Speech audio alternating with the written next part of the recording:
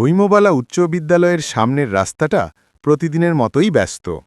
ছাত্রছাত্রীদের কোলাহলে মুখরিত চারপাশ, আর তার মাঝেই এক কোণে বাড়িয়ে ছোট্ট একটা ফুচকার দোকান, যেখানে বিকেল হলেই লাইন পড়ে যায়।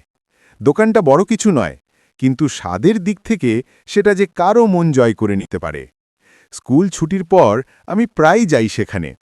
ছোট ছোট ফুচকা, তেঁতুলের টক জল আর হালকা ঝালের সঙ্গে সেই ভ্রাম্যমান দোকানদারের হাসিমুখ, সব মিলিয়ে যেন একরকম আনন্দের ঠিকানা।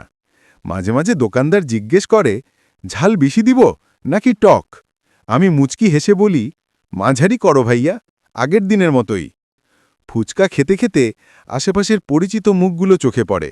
কেউ বন্ধুদের সঙ্গে গল্প করছে, কেউ একা দাঁড়িয়ে খাচ্ছে, কেউ বা চুপচাপ তাকিয়ে আছে ফুচকার প্লেটের দিকে। এমন মুহূর্তগুলো খুব সাধারণ হলেও সেগুলোর মধ্যে যেন একটা বিশেষ ভালোবাসা আছে, যা স্মৃতির পাতায় রয়ে যায় অনেক দিন। হৈমবালার ওই ছোট্ট ফুচকা দোকানটা আমার কাছে শুধু খাবারের জায়গা নয়, এটা শৈশব কৈশোরের একটা টুকরো সুখ, এক টুকরো গল্প।